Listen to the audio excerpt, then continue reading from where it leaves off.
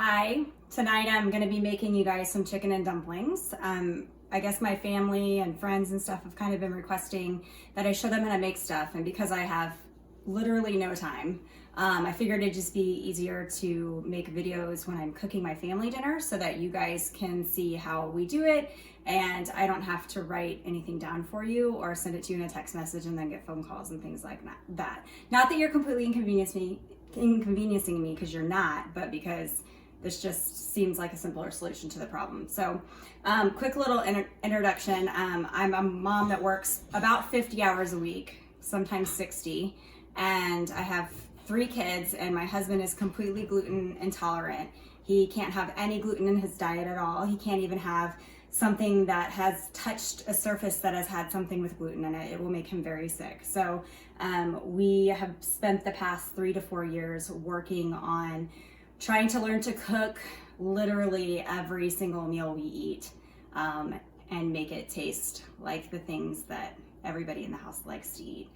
It's been challenging, but we've done a pretty good job, I think, of figuring it out. So like I said, we're gonna do chicken and dumplings tonight. It's something that pretty much everybody in my house loves. I also love this recipe because we're gonna be making like a base chicken soup that you can freeze or keep in your fridge and save for later for other meals.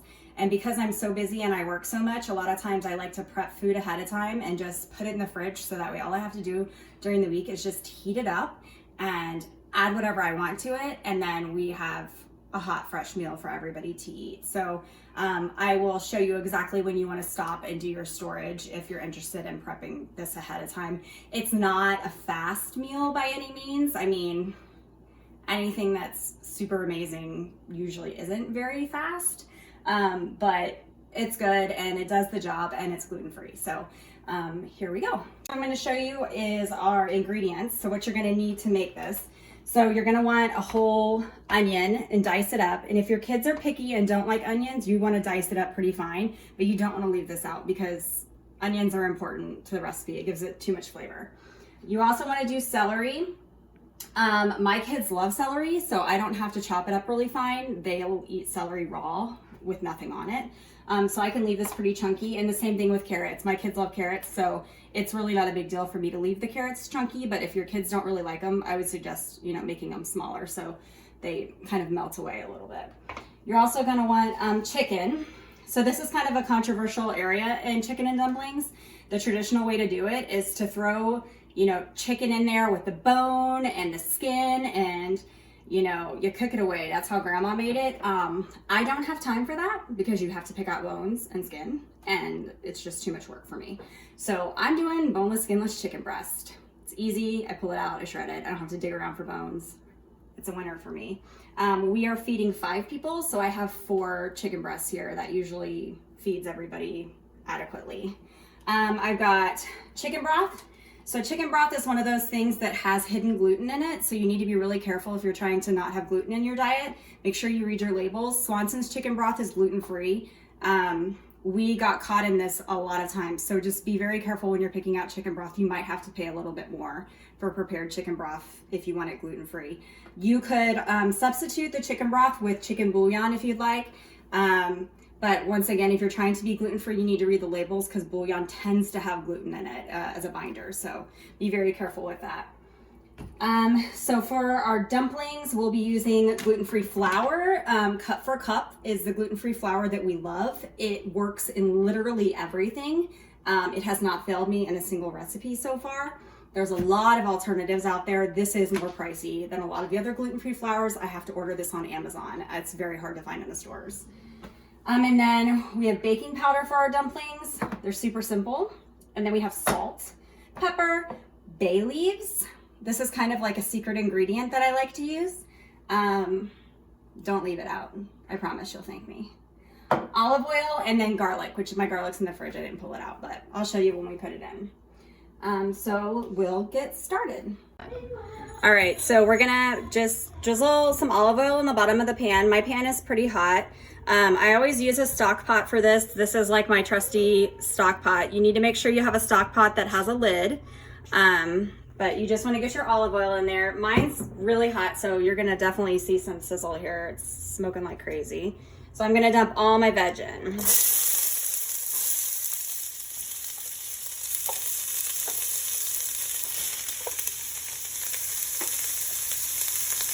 And I salt and pepper every step. Seasoning as you go is the smartest way that you can cook because it layers the flavor, which is super important.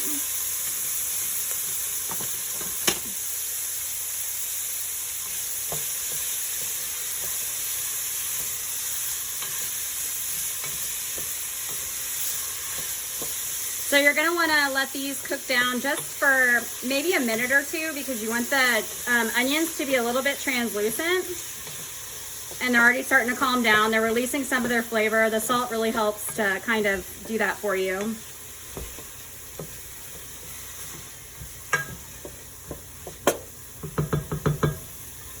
So my onions are already getting translucent. My pan was smoking hot.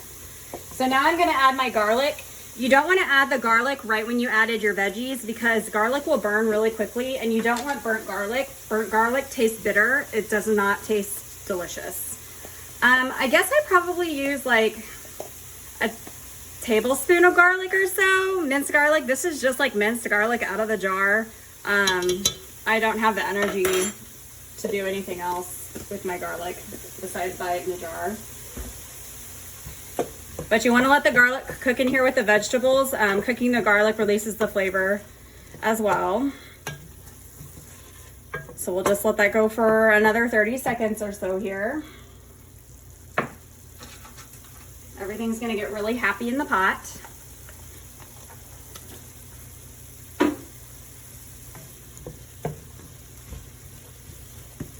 All right, so now we're going to add our chicken. So got my chickens here. They are just going to plop right in. No big deal.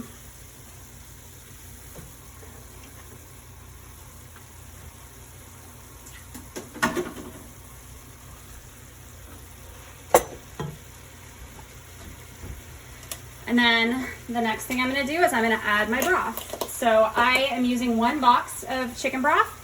And 1 box of chicken broth, I'm pretty sure equals 4 cups. If you have a little bit of a bigger family, obviously you can just, buy 2 boxes of chicken broth. This is really easy to stretch, double, make it however much you want. You also could just add water to it because honestly, it has so much flavor that, a cup or 2 of water added to the broth is like no big deal at all. All right, I'm gonna make this all happy. So chicken broth, when it comes in a box or in bouillon, is salty already. So at this point, you don't want to add a crazy amount of salt because you can't take salt away. So once something is super salty, it's almost impossible to fix that. So be, a little bit lighter on your salt. And then once everything has been cooking for a while, you can taste it and see if it needs more. I wouldn't go crazy. With the black pepper, I like mine peppery, but my kids don't like pepper. So I tend to stay a little lighter on the pepper just to make my children happy. I have no problem adding pepper to my soup before I eat it. And then this is like I said, my secret ingredient is bay leaves. So you can buy these at any grocery store. They're with the rest of the spices. You just want to throw a bay leaf in there. It gives everything a lot of depth of flavor. That's a very bougie word, but it makes a huge difference. So I highly recommend that you add the bay leaf to it. It's a little trick of the trade, I guess. All right, so we're just gonna bring this up to a boil. And then once it's up to a boil, we're gonna turn it down to medium low so that it can simmer. And then we're gonna put the lid on it and we let it cook for about 45 minutes or until our chicken is super tender. So now we're gonna start making our dumplings while our soup is over here simmering. Dumplings are extremely simple to make. There's not a lot to them and you shouldn't try to get crazy with them. I make drop dumplings. Sometimes you'll see recipes like I think Cracker Barrel is one of those places where they have flat dumplings that are kind of like they roll them out and they cut them up. Once again, that's just a lot of extra work to me. And at the end of the day, everybody just fights over them. So it's easier just to drop them in there and let them cook. And the big dumplings are easy for us to get a hold of. I also wanted to add that if you're going to make the dumplings for the soup, you do not want to make the dumplings and add them to the soup and then expect to be able to store your soup. Gluten-free flour, pasta, anything like that will not hold up in liquid to be stored. So if you're gonna make the dumplings and the soup, you need to be ready to eat it right after you make it. I mean, I'm talking in 2 hours, pasta or dumplings will literally disintegrate inside the broth. It just doesn't have the binding power that regular flour has. So before you get going here, just, you know, kind of think about your timing and make sure you have everything squared away in that department. Taking some. All right, so to make our dumplings, it's really, really simple. Pretty basic recipe. Like I said, I'm feeding 5 people. So what I have here is about 1.5 cups of gluten-free cup for cup flour. And then to this, I'm gonna add 2 teaspoons of baking powder. If you're using regular flour and not gluten-free flour, you probably could get away with using a teaspoon or 1.5 teaspoons of baking powder, but gluten-free flour needs the extra rise. So like I said, you just want to add the 2 for the gluten-free. And then I add a whole teaspoon of salt. And then I'm just going to kind of mix everything up with my finger, because that's how we do things. And make a little well in the middle. And then I'm going to pour my milk in. And this was 1/2 cup of milk. And I just use whole milk because that's what my children drink. And then I'm just going to come over here and I'm going to give everything a good stir. And I'm using a spoon right now because the initial stir is super messy. And this is going to make a really sticky, gooey, wet dough. It should be gooey, it should be sticky. That's the sign of a yummy dumpling dough. Ah, it's beautiful. And that's our dumplings, kids. And I'm just gonna let this sit here for a few minutes and chill out while my soup finishes cooking. Okay, so our chicken was boiling with our broth, and it's been boiling for 45 minutes to an hour. We pulled it out, put it in a bowl, and we shredded it up. I skipped over that part of the video because I just about killed my mixer just now, but I use a hand mixer to shred chicken because I'm lazy. 2 forks is a lot of work for me. So my chicken is all shredded. The mixer is still alive. In fact, I have not broken it. 20 years it's been working for me, so I'll take what I can get. So I get my chicken back into the pot.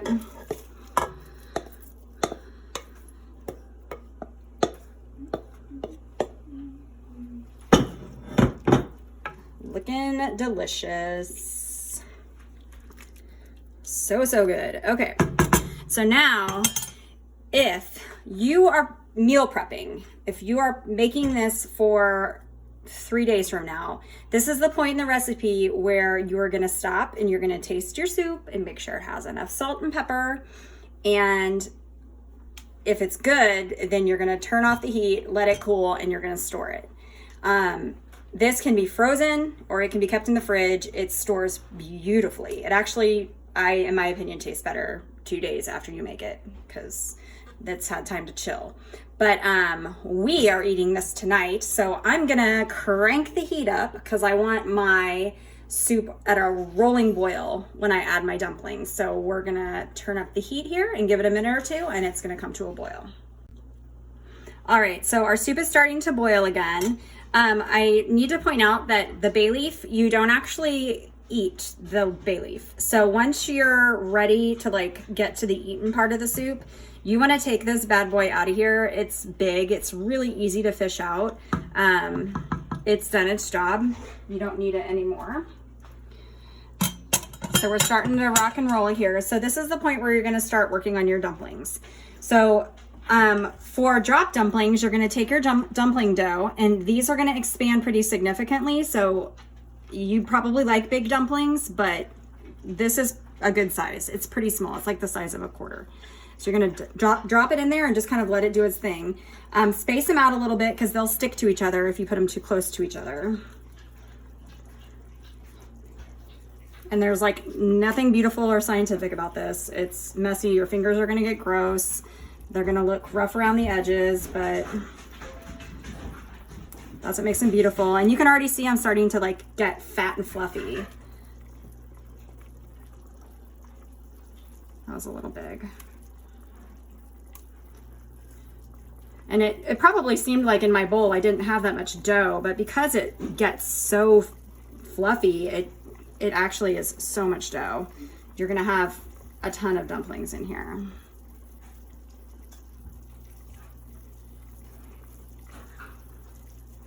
I'm eventually gonna run out of space to put them, and I'm gonna have to like stir some under.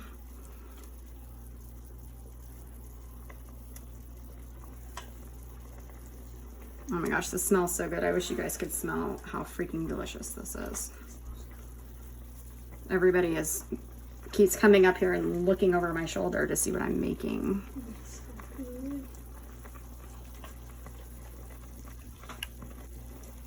Oh yeah, now we're boiling good. All right, we are almost done with getting our dumplings in there. And I'm starting to get tired of dropping them.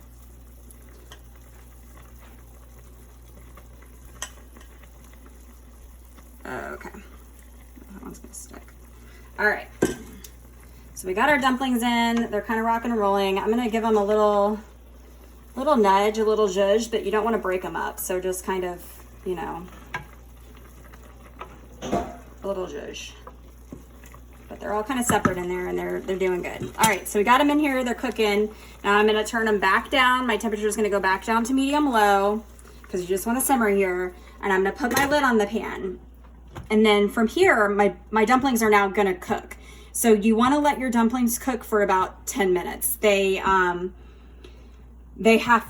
to cook. Right now, they're literally just dough. It's just like any other kind of dough. It's gotta cook through the middle. So we're gonna put the lid on the pan, we're gonna let the steam do its job, and it's gonna make us some delicious dumplings when we come back here in about 10 minutes.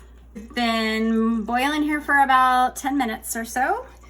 And you're just gonna come over here and take a quick look at your soup, and it looks beautiful. Your dumplings will be fluffy, cooked through. They look absolutely amazing. So I think we're ready to cut the heat and plate it up. I'm excited. Ready?